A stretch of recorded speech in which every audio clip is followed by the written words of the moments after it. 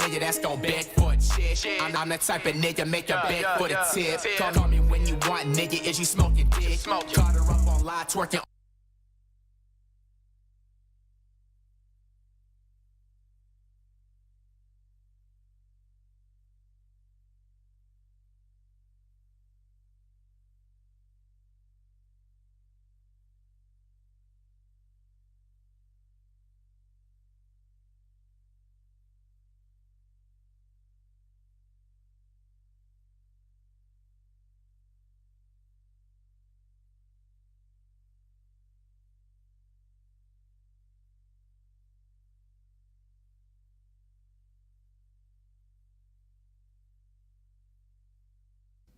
The following program is a part of Black Squirrel Entertainment.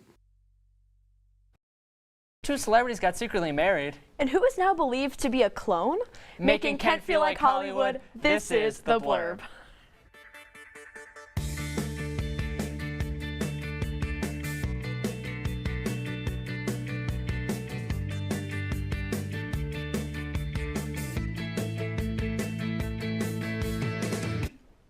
Welcome back. I'm your Trapped in Columbia host, Sam Thomas. And I'm your clone debunker, Brooklyn Griffiths. Do you have any plans over spring break, Brooklyn? No, I'm just going to be like working a lot more, but... Mine's going to be watching more TV. Love I don't it. think surprises anyone. To no one's surprise, Ryan Murphy is once again in hot water, this time from the Kennedys. Murphy's new show, Love Story, John F. Kennedy Jr. and Carolyn Bassett, follows the tumultuous relationship of the two socialites and is the first season in the new anthology series. Jack Schlossberg, who you may recognize from his current run for Congress or from a shirtless video of him singing Ticket to Ride by the Beatles in an effeminate voice, is JFK's grandson and spoke out about the show. He explained that none of the family had been consulted and went on to say, quote, "For the record, I think admiration for my Uncle John is great. What I don't think is great is profiting off it in a grotesque way."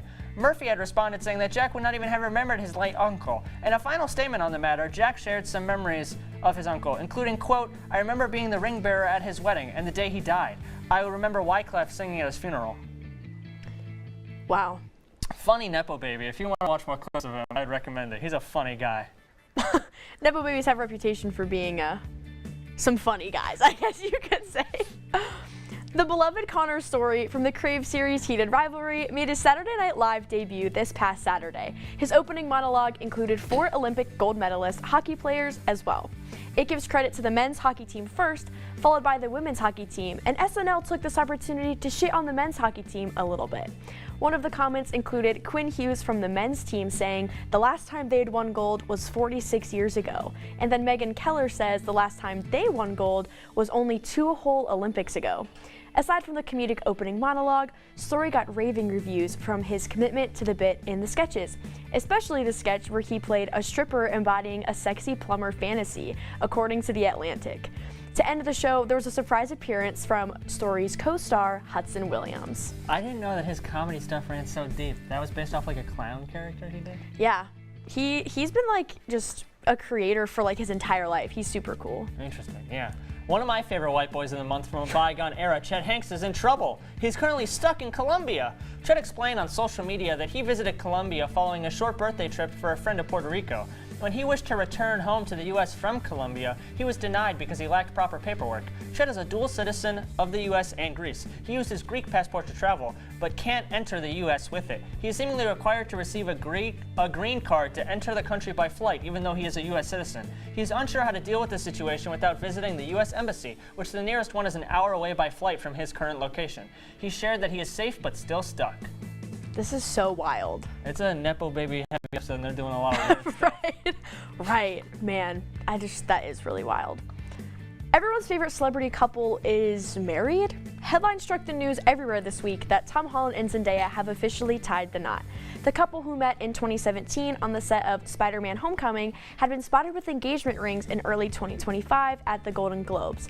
And then speculation began. Zendaya's longtime stylist, La Roche, spoke out and said, "You missed it," when discussing the secret ceremony and wedding of the two celebrities, according to CNN Entertainment. Congratulations to the newlyweds. It's wild to me that they were able to keep that under wraps, being so famous. I know. And especially since Tom Holland is known for spoiling things, Yeah, I'm glad definitely. he was able to kind of like keep that under wraps. Although the name change is suspiciously anti-union, the Actors Awards, formerly known as the Screen Actors Guild Awards, happened this past Sunday. A major win was for Noah Wyle, winning Best Actor for his performance as Dr. Robbie in The Pit. This win is following success at the Emmys, Golden Globes, and Critics' Choice. He has won all 4 of the major American acting awards in television. Jessie Buckley has won lead actress in a film, which is also following previous wins and building momentum for the Oscars. A surprise win was Amy Madgen for her Best Supporting Actress in Weapons. A major upset, at least on my side of Twitter, was Kerry Russell winning the award for Best Lead Actress in a Drama Series, beating out Reese Seahorn for Pluribus and Britt Lauer for Severance. This is the last major award show before the Oscars and may help predict some wins. Justice for Britt Lauer in Severance. Yes, she's or fantastic. Justice for Reese Seahorn, but yes, yeah. I mean, I haven't seen Pluribus, but Severance was just so fantastic. Attila. Especially with Britt Lauer. The Ortbo. The Ortbo, yes, yes. Plastic surgery in Hollywood has its newest victim, Jim Carrey. Clone conspiracies started circulating after Carrey's appearance at the Caesar Awards in Paris. He did an entire speech that he worked hard for and delivered completely in French. According to Variety magazine, the rumors regarding a clone started when drag artist Alexis Stone came out and posted on Instagram suggesting he had impersonated Carrey at the event, sharing images of prosthetics and a wig resembling the actor's look that night. A statement was issued by Jim Carrey's team as well as representatives from the Caesar Awards that it was in fact the real Jim Carrey. This is the first A block in a while without like someone died story. Did you realize that? Yeah. Hey, that's kind of a good thing. We're on the upswing, I guess. Next up, we are determining the golden era. My biggest fear in the middle of my addiction was that I would never be able to get over it and that my kids wouldn't. I got cut off. I started thinking, you know what? Because it went to ads. This isn't my story. We riffed too long. For the longest time, fear held me back from ultimately being who I wanted to. I had to become a better man to be a better father. It's important to me that my kids are empowered and truly believe that if they can think it, they can do it.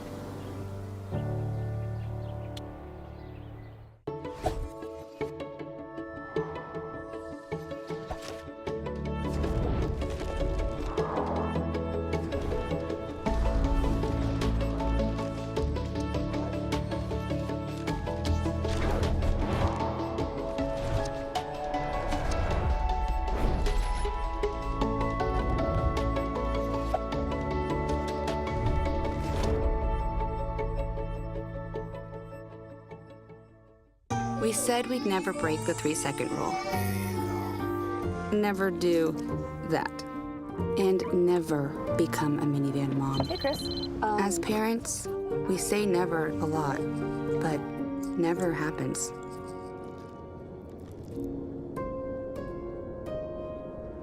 So when you say you'd never leave your child in a hot car, know it can happen. Before you leave the car, always stop, look, lock. The collaboration between Kent State and the Cleveland Museum of Natural History is a long-standing one. Dr. Aaron's experimental lab is really state-of-the-art. It's known internationally. We can recreate any artifact from the last 3 million years, and the Cleveland Museum of Natural History has pretty much any tool that ancient people use. So we send our students up here to study those examples so they can figure out how to recreate them. And the collaboration led to incredible discoveries right here in Ohio. And it's a dream come true. There is a road laid out for me. First night here, but Amy seems cool. Leading down to the river. I am blind, but I need not see. What do you think? I know this road is there for me. If I'm really free, take me down to the river and walk. How do you know when you've made the right decision? It's the feeling you get in your gut, the one that tells you what's right or wrong. It's the voice inside you that says, I'm buzzed. Better leave the car when it's time to go. Buzz driving is drunk driving. Julie was always a voracious reader. She'd carry 2 novels on an airplane because she'd read one on a 3-4 hour ride. And at some point, I began to notice that she would read a page and couldn't remember what she had just read, and she'd have to go back and read it again. I don't remember much these days after I read, but less does for me, and I love it.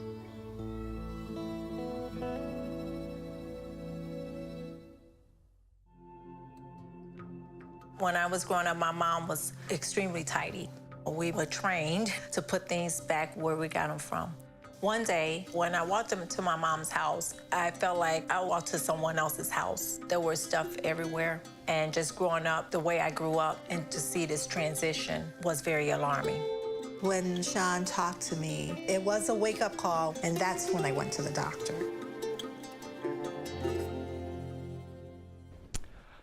As you can probably already tell, I'm opinionated. I'm especially opinionated about TV. Today, I'll be declaring my opinion on the best decade for TV. I'll be hearing opinions from both Naki and Andy. So, starting off, we have Naki representing the 90s, am I correct? That is correct. All right. I'm about to pull a salve real quick, and I'm just going to name a bunch of iconic TV shows from that era. So let's get to it. We got Friends, one of the most iconic TV shows from the 90s and memes used all over the world today. We got The Fresh Prince of Bel-Air, obviously Will Smith, and the theme song goes absolutely crazy, Uncle Phil and Carlton. We got Seinfeld, one of the more comedic shows that I think does not get talked about enough. We have Full House, in my opinion, it's not better than Friends, but we still love it. Boy Meets World, we have the absolute OG version of Girl Meets World, although Girl Meets World is not that. Buffy the Vampire Slayer, obviously you cannot forget that. Law and Order, the OG version, the dun dun dun dun dun. We have Simpsons. Now I know that came out in '89, but we're not gonna count that. Okay, Mighty Morphin's Power Rangers. It's Morphin time, obviously. And if you think live action wasn't good, I'll give you animated. We got Batman, the animated series, The Dark Knight. Who doesn't love that? We have Animaniacs. It's time for Animaniacs. We got Rugrats. We got Hey Arnold. We got the Powerpuff Girls. Dun, dun, dun, dun, dun, dun, dun. We have Dexter's Laboratory. Dun, dun, dun, dun, dun, dun, dun, dun. We have Johnny Bravo. 1, 2, 3. We have Courage the Cowardly Dog. We interrupt this broadcast to bring you Courage the Cowardly Dog. We even have Dragon Ball Z that debuted in the 90s in the US. We have Sailor Moon, fighting crime by the moonlight. We have South Park, one of the most controversial shows to ever be a part of the 90s, but it's still airing today. And if you don't like DC, I'll give you Marvel. Spider-Man, the animated series. We got King of the Hill. Dun, dun, dun, dun, dun, dun, dun, dun, dun, dun. We had Teenage Mutant Ninja Turtles, the OG version, Teenage Mutant Ninja Turtles. We have the OG, it was so peak. And then last but not least, we have two more iconic ones. Tiny Toon Adventures, what do y'all know about that, bro? The younger versions of Bugs Bunny and all the characters. And last but not least, we got Ed, and Eddie. Though that's a pretty stacked list, and I think you showed some good variety in there, except you were lacking some dramas, in my opinion. I know, and actually, I will say this for my last one. I will say this, and I wanted to save it. The OG Twin Peaks. True. The OG Twin Peaks. I wanted to save that for last because I know you would have loved it. Okay, next up I think is Andy representing the 2010s. Thank you very much, Naki. Wow, Twin Peaks did come out in the 90s. That's pretty good. Good point that Naki had there, because I love like a lot of the 90s stuff too, but honestly, the most relatable ones that I've grown up with is the 2010s, because that's when I was a teenager, I was really depressed, so I got into TV, okay? So we got one of the best show of all time, in my opinion, The Good Place. Literally, like, if you haven't seen it, watch it. There's only 4 seasons, and it's literally one of the best TV shows of all time. I also have The 100. This falls off, but like lots of these falls off at the end, by the way. The Arrowverse, Gotham, The Walking Dead, Brooklyn Nine-Nine, Ash vs. Evil Dead. I will die on that hill that this show should not have ended on a cliffhanger. But yeah, Westworld, Stranger Things. Okay, that one hurts. Kim's Convenience. Banger! Underrated. God, that one also hurts because the ending sucked. Well, yeah, but that one is underrated. I'm glad that you included that one. Netflix's Marvel shows, Adventure Time, The Amazing World of Gumball, Over the Garden Wall, peak. Rick and Morty, the first 3 seasons, good.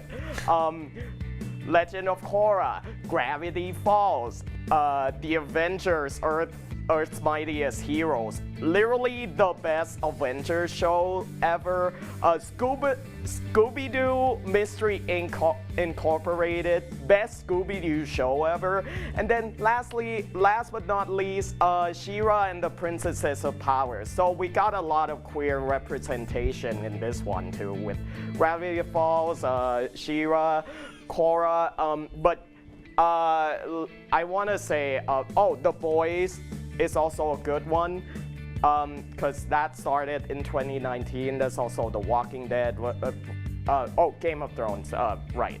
Yeah. Yeah, so pretty stacked list here. That's pretty good, yeah. Do you want to come in? Yeah, I want to, lastly, I want to say that Netflix, you shouldn't remove She-Ra. True, I agree. And I think that is a good point, that there is a lot of queer representation in the 2010s, more than I would say mainstream 90s television. That could be the case. Because I do love gay people, and I think this is pretty well known. But, okay, so, Naki, I have a question for you. Yes? What would you say is your favorite 90s show? Oh, gosh. Like animated or just live action? It's a thinker, you choose. All right, you know what? I'll give you two answers. Okay. Animaniacs for animated and Fresh Prince for live action. Okay, those are really good choices. I really like Animaniacs, and I think that it leads into meta humor a lot that was big in the 2010s. They even brought it back. True. Yeah, keep that show's name out. I'm sorry. What is your favorite 2010 show? Other than The Good Place, because I do love The Good Place. Other than The Good Place, well, Gotham was my favorite for a while. I would say Adventure Time, because that one is just so good. So many storylines, so many weird stuff. Gravity Falls is also a good one. Those are a lot of good ones. They are. What do you think is something that puts those shows ahead of the good ones like Ed, Edd n Eddy, Batman the Animated Series? Like, what do you think puts those ahead of the ones that Naki had said in the 90s?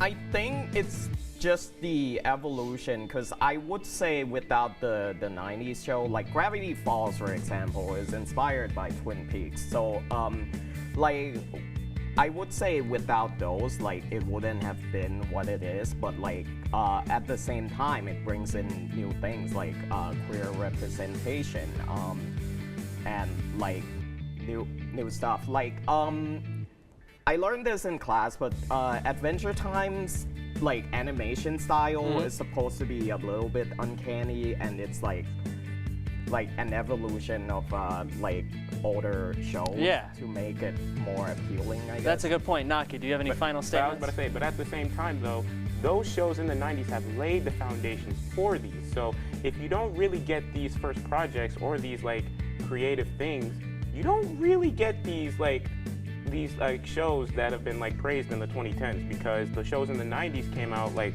before that, and they have laid like I said, the foundation for the shows, and then that's what decided them to like make different versions of it, or like different like shows that have the same concept of it, but then expand it with different ideas. You can't disrespect the blueprint, and I think that a lot of 90s shows are big blueprints of TV shows we have still today. Sopranos wouldn't exist, or Mad Men wouldn't exist without Sopranos. I think that both of you guys made really good points, but that I have to go with the 90s. I think that even though the 2010s has a lot more dramas I think that the 90s sitcoms are so quintessential to the Americana, and I really like that. If there's one thing always up for debate, if if a show's ending was actually good. Next up, we'll be discussing what happens when that goes wrong and fans try to find a secret ending.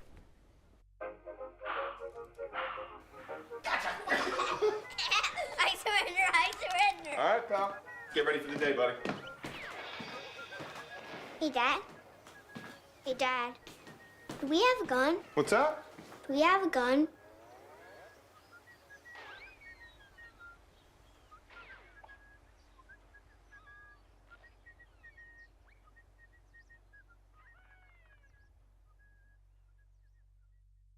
Brush, brushy, brush, brushy, brush, brush your teeth. Every day and every night. Now it's your parents' turn. Here's what you gotta do. You have to have your toothbrush so that they can brushy brush.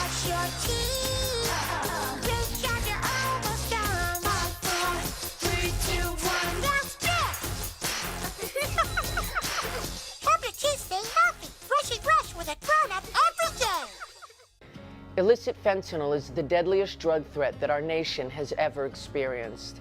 We lost Leo when he was only 19, killed by fentanyl he didn't even know he was taking. He was my heart, my son. My grandson. I wish you could have met him. Such a beautiful young man. Kind, smart, funny, sweet, a great kid. Go to ladrfoundation.org to join us in the fight against fentanyl. Thank you. Thank you. What are you doing in there? What's that? I wouldn't do that. What are you doing? What are you looking for?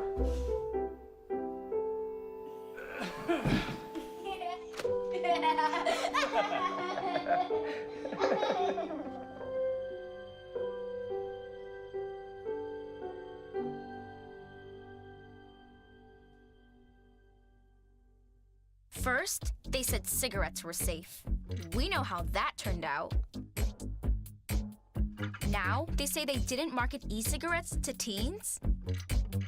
Fact, more than 1 in 4 high school students are vaping, and 80% say their first e-cigarette was flavored.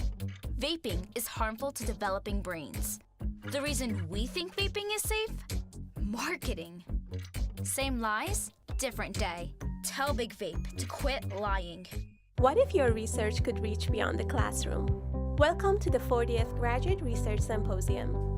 This two-day event brings graduate students from all disciplines together to present their work, exchange ideas, and engage with faculty and peers. Join us each day at 8 a.m. for research and collaboration with award opportunities and keynote speaker Professor Michael Beam. Register for Graduate Research Symposium March 19th and 20th at the Kent State Student Center. Greetings, loved ones. Let's take a journey.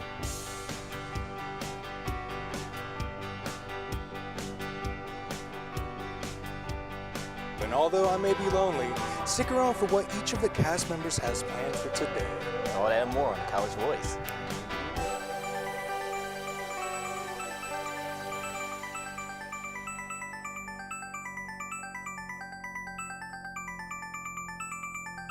Peace out. Just do it. Like, just walk into that studio and be like, hey, I want to do this thing. And the chances of someone telling you no are 0. We always want help here. We always want someone willing to jump into different things. And at the end of the day, if that's something you want to do, either as a career or just as a hobby, learning those skills that we get here, it's what should push you to keep doing it.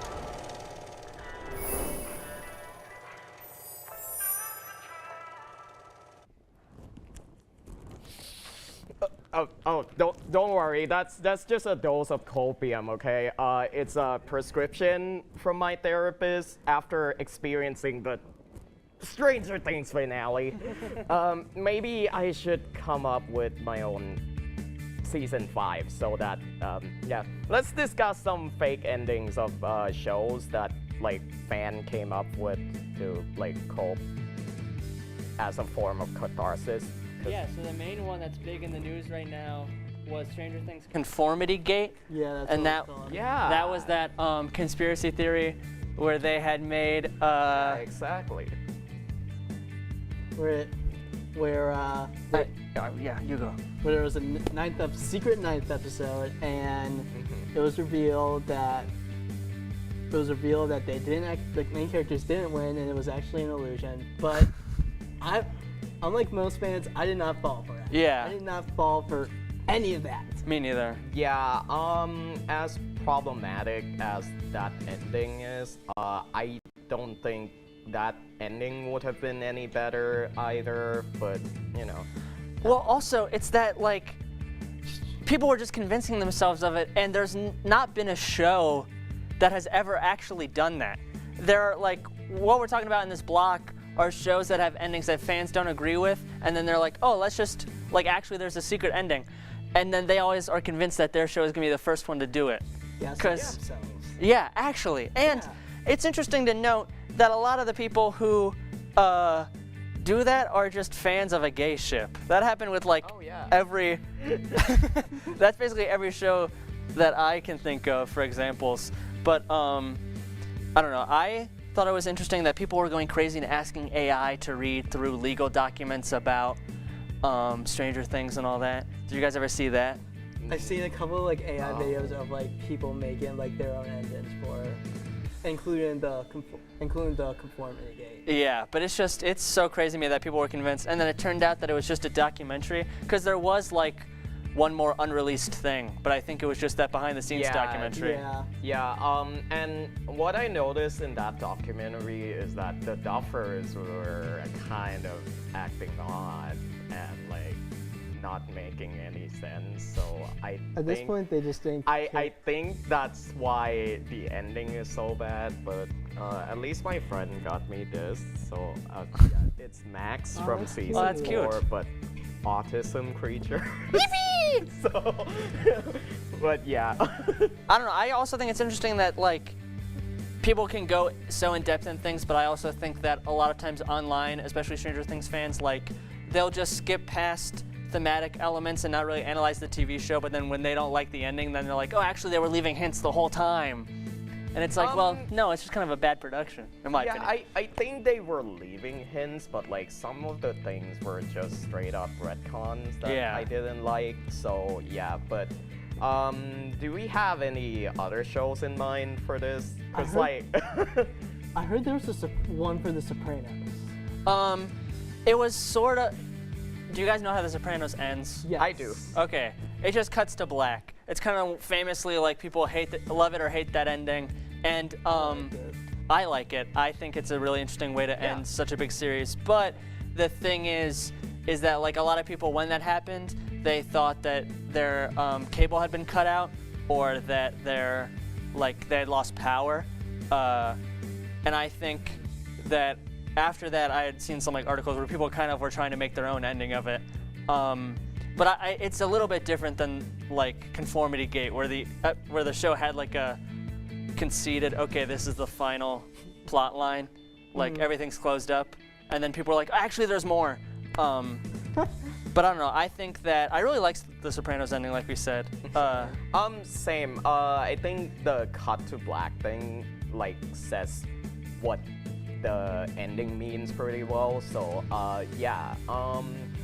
I think there's one for Sherlock, I believe. Yes. I don't know if you guys were into. Is this Sherlock Holmes where Benedict Cumberbatch? Yes, the BBC one. Okay. Yes. Yeah, I was gonna get into that show, but like I never gotten around to it, sadly, because I don't know. So the main ship is Sherlock and Watson. It's called. Yeah, I was gonna say, isn't that like one of the reasons why people watch that show? Didn't they kiss on the show? I'm pretty sure they did. Maybe, I don't remember that. I don't think they did. I feel like I would have remembered. But it's called John Locke, and then at the end, obviously, they don't end up as a couple together because they weren't a couple in the show. The show wasn't like that, right? Like, but people were so convinced that they were gonna be a couple that after the series ended, people on Tumblr started noticing all the patterns again. This was like in the late 2010s, and they started noticing all the patterns, and that they finally cracked the code, and that actually there was another secret episode that they were just about to release. Oh my god. Oh god. Yeah, I see a theme here. And it's just like queer baiting again. Kind of, yeah. And it's also just like you said earlier, a lot of copium, where people are like, okay, I didn't like that, so it must be wrong, and there must be an actual ending that's coming in like 2 weeks, and my show's actually awesome, and all the other times people thought that, they were just stupid, but I'm right. Yeah, and sometimes these new endings that fans came up with are not even that good. Oh yeah, compared to... No. I fully agree. Yeah, so I think there's also one for Killing Eve, right? Yeah, did you get into Killing Eve at all, Peter? I don't think I have. I don't even know what that show is. I don't know that okay, show. Okay, so it's, I'll explain it. As seen in the graphic, they're pretty gay. They're kind of overtly gay, which is kind of awesome.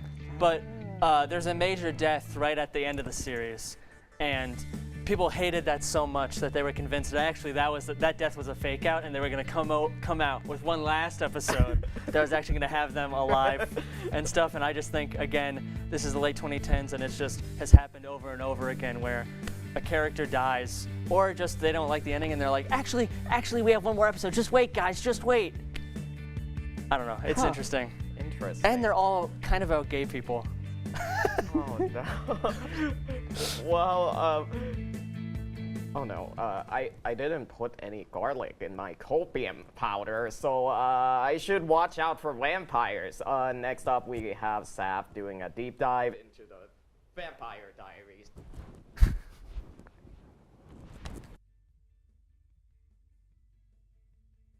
There's a lot of fear in coming back to school. I'm a 40-year-old man that walked in there to get his high school diploma. It was very hard for me, but one of the teachers was Miss Araceli. She gave me direction. Every single time I had a question, she'll put down whatever she's doing and she'll sit there with you until you get it. 50% of getting your high school diploma is walking through those doors. The other 50% is doing the work. Find free adult education classes near you at finishyourdiploma.org. I don't remember how it started. Go to that. Our back and forth. It always came back. Dad! You probably don't remember what you told me, That was perfect. but I heard every word.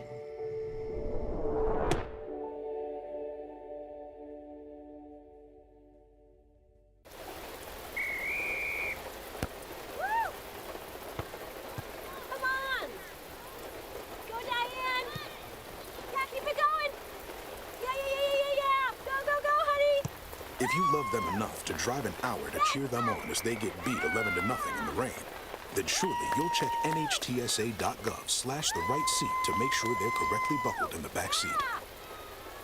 Throw that ball, Diane! Woo! You got this! The black truck? Hey, Christina from accounting. Yeah, hi. Hey, I used to date a girl named Christina. Oh, really? Yeah, and then she dumped me for my best friend. You want to see some photos of them that I took? I don't. I thought we talked about this, buddy. Buzzed and overshared again? Yeah. Yeah. I'm gonna call a car. That's a smart idea. So yeah, I know, that's why I did it. Hey, you're gonna get back to the top of the mountain. Does that mean I'm gonna get back with Christina? No. Oh. No. Not completing high school is more of a social thing than it was an academic thing. Even though all these years have passed, I still had that longing to have my diploma. I have a mentor, and she convinced me to continue my education. No one receives a diploma alone. If you're even considering getting your high school diploma, go get it. You can do it. Find free adult education classes near you at finishyourdiploma.org. New data about safety and effectiveness can come to light. The FDA keeps track of that new data, which can come from patients, drug makers, or healthcare professionals, and may include information about negative reactions to prescriptions. Based on this information, the FDA may recommend that the drug maker update the drug labeling by adding warnings or updated dosage information. Changes could also include the FDA requesting a drug recall. Find the answers at fda.gov/drugs.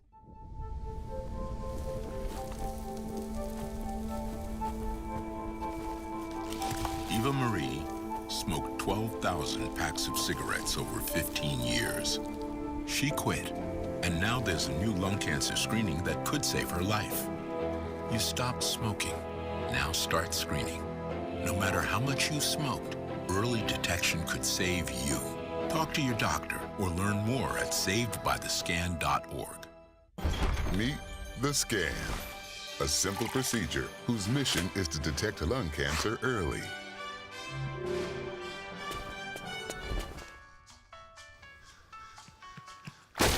I'm here to save you. But I feel fine. That's great, but you may still be at high risk for lung cancer. Oh man, that's a new fence. If you smoke, early detection could save your life. Learn more at savedbythescan.org. Finally, a chance to shine as a big TVD fan, especially to explain it to a few cast members and maybe get them into the drama. Today, I'm here with Coleman, Sam, and Brooklyn, and they have to sit through my rant. So, welcome to the Vampire Diaries universe. Hope you enjoy. So, there's 3 shows, but it starts off with the main one, of course, Vampire Diaries. And then we lead into the originals and lastly, legacies. In my opinion, I don't like legacies, but it does lead into like the whole generation and identity part. So hopefully I can explain this well enough. So what is the Vampire Diaries universe? The whole Vampire Diaries universe is connected, as I said, through the 3 shows. All 3 take place in the same world and follow different generation of characters. So the first one is, of course, Vampire Diaries. Its main theme is all focused on love and morality, and it was started in 2009 and ended in 2017. Oh, that's a lot. That's like a long-running show. Yeah, it was 18 seasons for that one. Not 18, 8 seasons. Sorry. How many of them are good, would you say? Be honest. The first 4. Let's be honest, guys. The first 4. Yeah. And then we leave into originals, which is why I said the first 4, because originals leads right after season 4 of Vampire Diaries, which they went on to like 2013 and 2018 with 5 seasons. I wish there was more. Oh, so you like that one more than? I like that one a little bit more. Okay. But I also do like Vampire Diaries, but mainly the originals explores family and and combine it with power. And then Legacies leads on to just a whole different generation that's trying to find their identity and understand why they are the legacies of the main 2 shows. And that went on from 2018 to 2022. I have a question. Go ahead. Is Originals a prequel and Legacies a sequel? Or like how does it work timeline? How it works is it goes Vampire Diaries, Originals, then Legacies. Oh, it's all in chronological order? Yeah, it's all in chronological order. So that's why I said kind of it goes, that's why I said it kind of goes from like 2009 and then 2017, around 2013 is when Originals started. Okay. So that's why it's kind of combined, and then 2018 is when Originals ended, and that's when Legacy started. Okay, cool. Question, Coleman? Do the shows ever like intertwine at one point? Like, do characters from one show ever cross with characters from another show? So basically for that is Vampire Diaries and Originals, they do cross a lot, especially in between like season 4 and the later seasons of the Vampire Diaries. They cross over with the Originals. Legacies, not as much, mainly because, of course, they are the legacies of the characters from both of the old shows. So we see the old characters, but we don't really see like crossovers in between the shows. We only really see that with the Vampire Diaries and the Originals. Brooklyn. If the Originals has like more like family, do we see more of Elena's brother in the Originals? No, sadly, we don't see Elena's brother. We see Elena's brother though in Legacies. We see him in one episode of Legacies. One episode. They only gave him one episode. Bummer. Sadly. More, but. So anyway, let's move on to the next one. There we go. Now, the whole origin of immortality. I'm gonna kind of skip my whole spiel and just explain it to you up front. The first photo of the 3 people for me, these 3 people, 2 of them, the guy and this girl, were married originally. They were supposed to get married. Then she walked in. And she ruined a bombshell has entered the village. She walked in and she ruined everything. I want to break up your marriage. So what the original one? Yep, Homewrecker. Anyway, the OG. what she decided to do was turn both of them immortal. So she's the reason. She's the reason for immortality in the show, and that's what brings in the doppelgangers. Doppelgangers are just reincarnations of them, but human. So a few of these here, mainly Catherine and Stefan, turned into vampires. And they aren't each other's doppelgangers. The doppelganger thing is weird, very, very weird. But it's mainly no matter what, if a doppelganger sees another doppelganger, they get attracted to each other for some reason. Oh. But the attraction, they think it's like pure fate. The doppelgangers think like, oh, I just found this person, it was pure fate, I fell in love with them for a reason. No. Do they know they're doppelgangers? They don't learn that until season 7 and 6. Wow. 6, 7. And like the whole magic thing is manipulated. I'm sorry, Coleman. Anyway, the whole magic thing is manipulated by travelers that try to kill these doppelgangers because doppelgangers weren't really originally supposed to happen. Oh, okay. So when these 2 became immortal, the nature of like the whole nature thing created a loop, and that's what made doppelgangers. But the travelers didn't want them around because some of them, of course 2 of them, turned into vampires, and we all know how vampires are. They're bad. They're hot. Yeah. Well, I don't think all vampires are bad. Right? Like, yeah. Not all of them are bad. but there are a few. Okay, So mainly Right. Catherine, who's kind of in the middle of this photo, she's like the worst of them all. Like, but we're gonna move on to the next one. Okay, yeah. If I can, thank you. This is kind of one I made for Brooklyn because she wanted Damon Salvatore. I love So, Damon Salvatore. Of course, we have the two brothers, and we talk about their redemption paths. With Stefan, he struggles with blood. He doesn't. Isn't that every vampire? I don't understand. I can explain it to you. I Okay, can okay. explain it to you. I can explain it to you. Okay, yeah. When he became a vampire, some vampires are called rippers. So they literally just tear apart the body as they drink the person's blood, and they have no control over it. Oh, like bones and all. They have no control over it. So that's one of the things. He's mainly driven by guilt and self-control sometimes. So that's kind of why he hates like the whole, he struggles with blood and everything. Believes redemption must be earned, I believe. And then my last point was sacrifices himself in the final. I hated that with a passion, but it's okay. It's okay. With Damon, very impulsive and emotional, but The hotter brother. yeah, So, I agree. I agree. It's okay. It's in okay. my opinion. I agree. Motivated by love, especially with Elena, and he learns accountability over time, especially when him and Bonnie get stuck in a whole different kind of universe on the other side. And I can explain who they are. Okay. I got you. I'll answer your question in a minute. Does it kind of turn into Riverdale where they just start doing whatever at the end? Yeah. Yeah, kind of. That's why I say I like originals better than the Vampire Diaries, because they just went off script and I didn't understand it. Next slide, please. Michelson family. This is the originals. They're Okay. all about family. They are the first vampires. They aren't the first immortals, but they are the first vampire family. Okay. They were turned by their mother, who was a witch.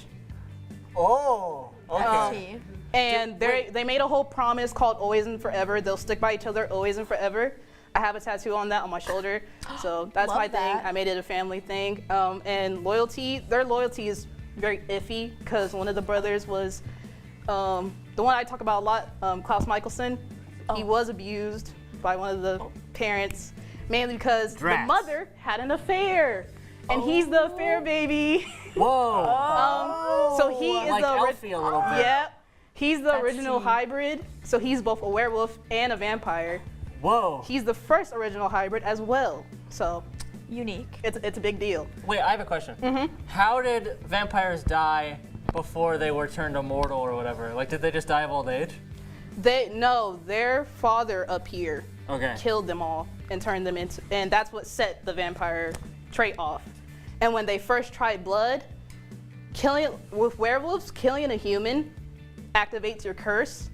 So that's what activated Klaus's curse. Okay. Okay. And let me tell you, it was a whole big thing. His curse got like completely blocked off, so he was only a vampire for a good half of the season. And then when we meet him in season 3, he unlocks his curse and becomes a full-on original hybrid. Oh, interesting. Next slide, if I can get to it quickly. I have a question. Yep. With their werewolf story, do they get to control it, or is it more of a full moon situation? Some of them get to control it. Some of them, if they just activated their curse, the first time you activate your curse, the full moon controls you. Okay. After you get complete control over it. Okay, interesting. So your guy got control? yeah, he got control after Okay. it, and I was happy for that one. I was happy for Shout that. out. Okay. If I could get the next one, hopefully. Are there lots of other werewolves? Oh, okay, you can move. There are, and that's what leads into his daughter. Okay. Okay. So his daughter, sadly, was a one-night stand with her mom. What is up with these people? I don't know. Oh my God. There's a lot of things going on. There's a lot of cheating, but she is the first witch, vampire, and werewolf hybrid. So she is more powerful than her dad. Messy. Anyway. That feels unfair. That feels unfair. It is. She's like everything mixed into one. And that's why one of the loopholes for the originals is that almost every part of the sanction, which is vampires, werewolves, and witches, want to kill her. Oh. That's the main Okay. thing in the originals. And again, why would you want to hurt a baby? Like, Well, because she's too powerful. that's true, but she's not an adult yet. Why would you? Why? I don't know. There's a famous baby you would kill when they're a baby That's because true. they get too powerful. That's true. I think that Like, I understand where the factions are coming from, I think. I understood it too. I was a little hurt for my main character here. I wanted him to be happy. He had a whole horrible childhood. I wanted him to be happy for a bit. Right. Boo-hoo. Oh wow, boo-hoo. Wow, okay, great. Well, I'm just gonna quickly, I kind of want to quickly get to the last one if we can, like the very last slide, if we can. There we go. So in the end, the whole shows are about like, oh, thank you. Anyway, the whole shows are about can monsters love for Vampire Diaries because both of the brothers. Can trauma be broken, which is mainly for Klaus and how he goes through everything. With Legacies is, are you more than your bloodline? Because Hope just believed that she should save everyone because she is all three. She thinks she should save everything and she shouldn't have to.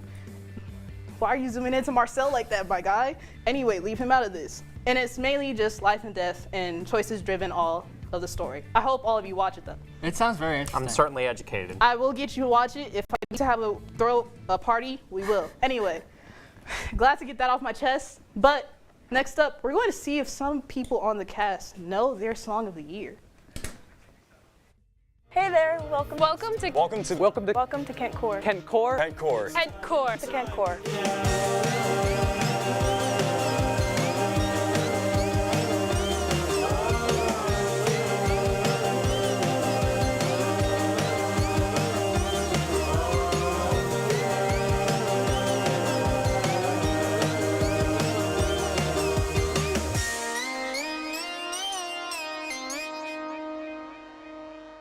I did 2 years in college in Brazil. We don't have anything inside of a college that is similar to a student media. We want to do here on Flash Media is to create something that we call a special connection with the client. It's something human to human. I'm not just there to take his money and to give him on some ads. I'm there to help his business at the same time that he's helping our business. So those are the clients that we were looking for.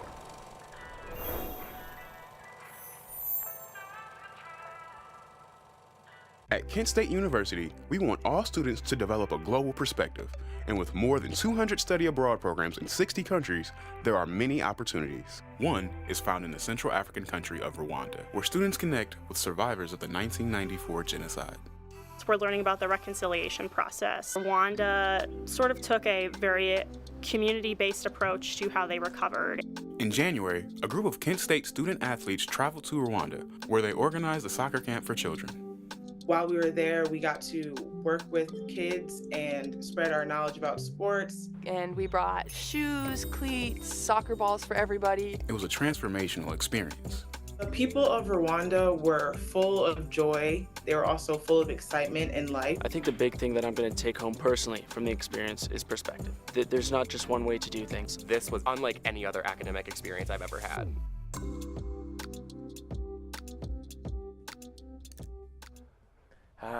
Songs of the year. You either love them or you think the voters are crazy. Unless you agree. I'm getting off topic. I will be giving out a different year, and our contestants, Coleman, Garrett, Peter, and Jessica, have to guess which of the songs won that year. Now, quick disclaimer, Peter, quick disclaimer, these are all like Grammy-winning songs of the year, okay? You guys ready? I figured. Let's run it. All right. You can't blame me if you get them wrong, because I've been known for that. But anyways, number one, what was the song of the year in 1985? Is it A, Everybody Wants to Rule the World by Tears for Fears? B, We Didn't Start the Fire by Billy Joel? C, Careless Whisper by George Michael? Or D, What's Love Got to Do with It by Tina Turner? I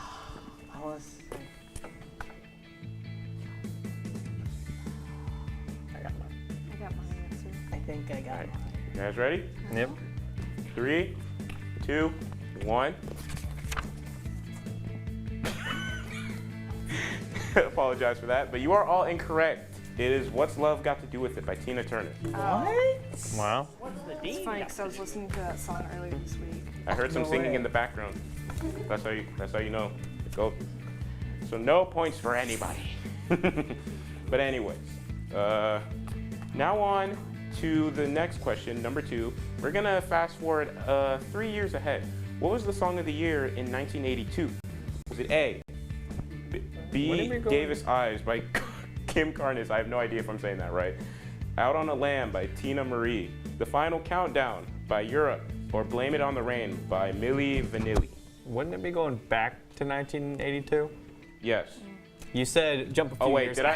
It's okay. Going back to 1982, okay? There. I'm just giving you a hard time for no reason. Yeah, I know. Love you guys it. have your answers.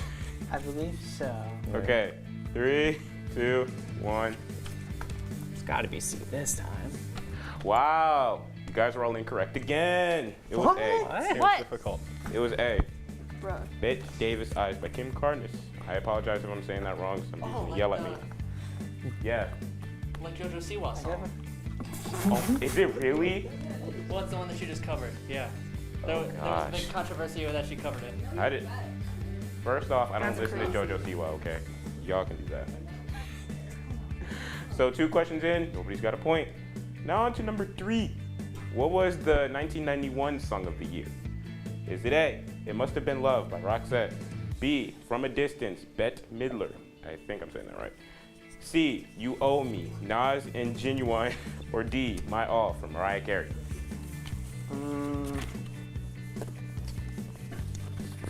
I literally don't know any of these other than Mariah Carey.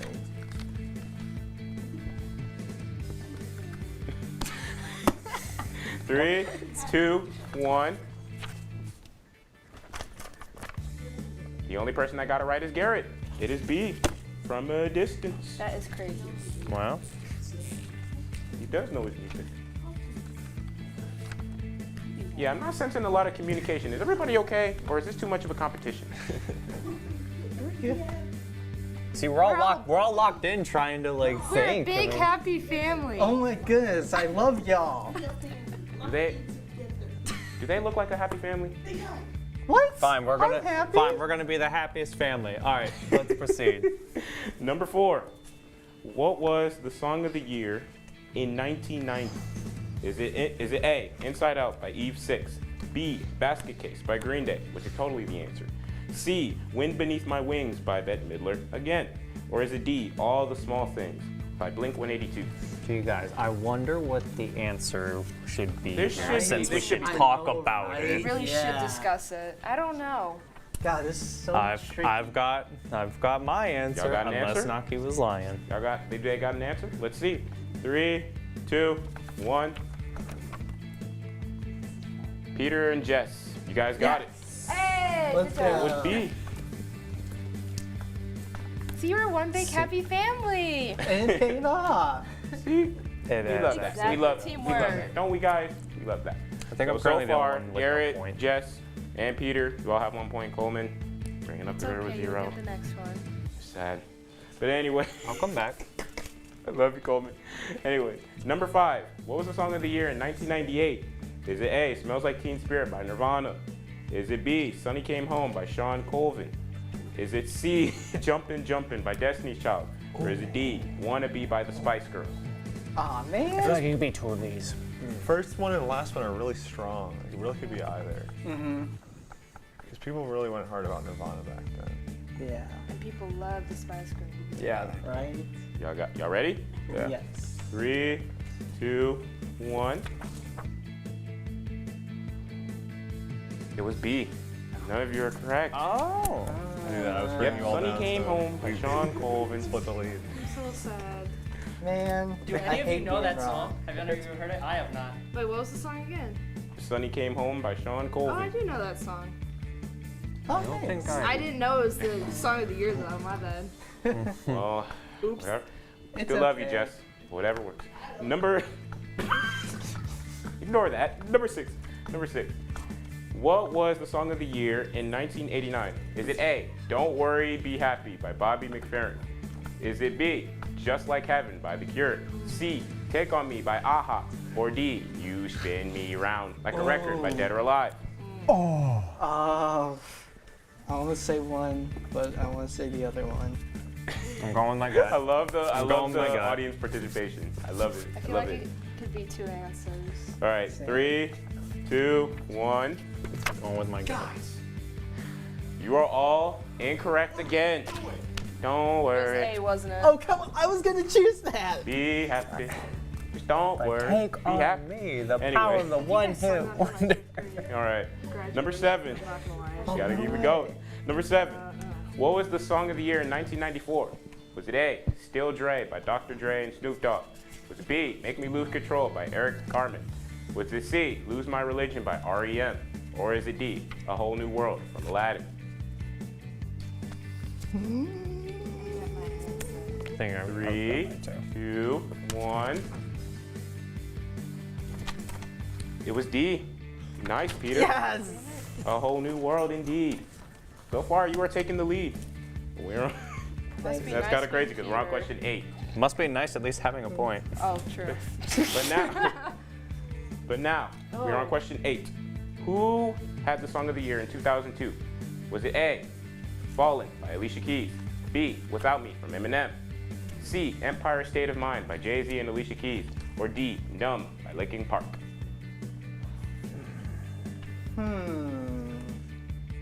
This is tricky. 3, 2, 1. It was A, Fallen by Alicia Keys. Dang, Jess. How do you feel? We All really right. do not know our. Still song of the year. Peter in the lead with 2.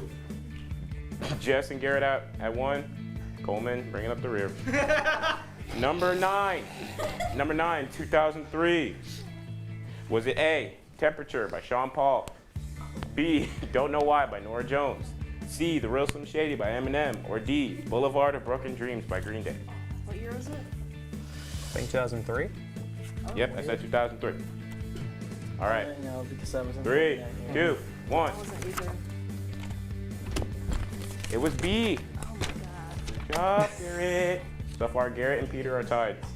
Jess at 1, Coleman. We'll just move on. Airplanes. Number 10. What was the song of the year in 2011? Is it A, Need You Now by Lady A, B, Airplanes by B.O.B. and Hayley Williams? Is it C, Rolling in the Deep by Adele, or D, Do I Want to Know by Arctic Monkeys? No, because they got popular now.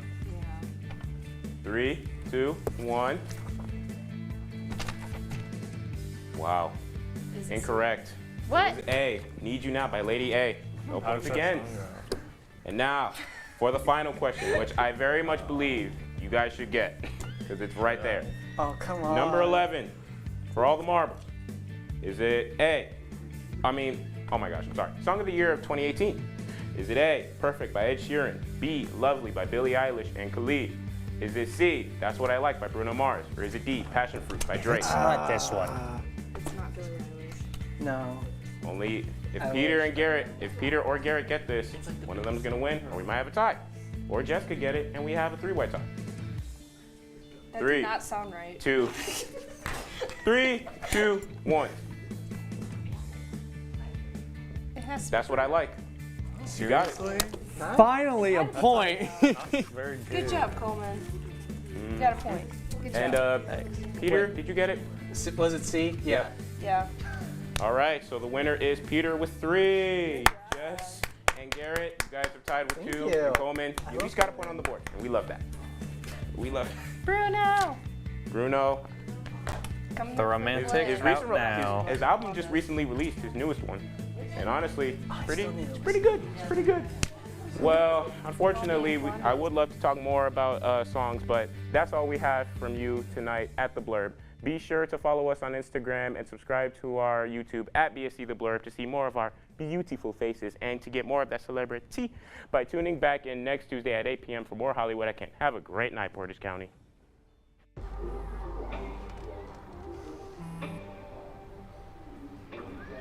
I don't know why you're so sad. You've got a roof over your head. You gotta stop with that depression stuff.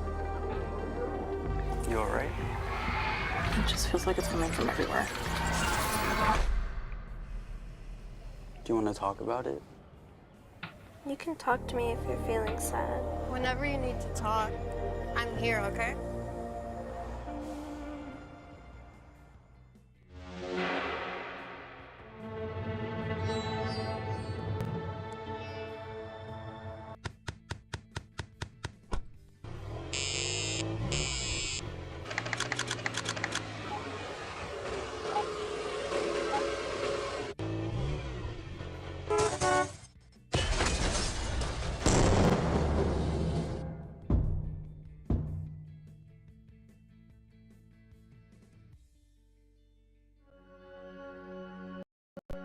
across the country, people are coming together to speed up what we can learn about health. The All of Us Research Program is calling on 1 million people to join us as we try to change the future of health. For your family, for future generations, for all of us. Visit joinallofus.org and find out how you can become 1 in a million.